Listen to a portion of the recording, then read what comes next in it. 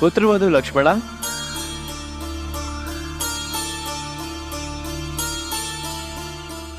प्रणाम पिताश्री। उदास क्यों हो पुत्री? क्या पुत्र सामने तुम्हें कोई कष्ट पहुंचाया?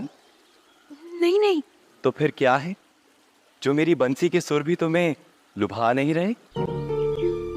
पुत्री, अग्नि को बुझाने के लिए उस पर जल डालना पड़ता है। दुखी रहने से दुख का नाश नहीं होता, चिंतित रहने से चिंता का विनाश नहीं होता। जो बात मन में है कह दो। जैसे कुरुवीर दुर्योधन तुम्हारे पिता है, वैसे ही मैं भी तुम्हारा पिता। पिताश्री, मेरे पिता के सिर पे बज रहे काल के नगाड़े मेरे कानों में गूंज रहे हैं। अपने मायके का विनाश सोचकर मैं दुखी हूँ।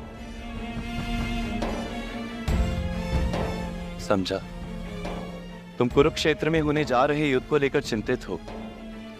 जी, कुरुक्षेत्र में एक ओर होंगे मेरे ताऊ युधिष्ठिर और दूसरी ओर मेरे पिता दुर्योधन। उनका भाग्य तो निश्चित है।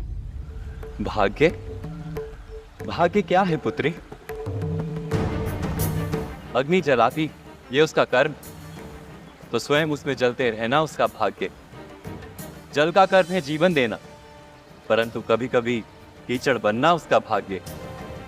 वायु का कर्म है संसार को चलाते रहना, परंतु कभी कभी आंधी बनकर वो विनाश भी लाती।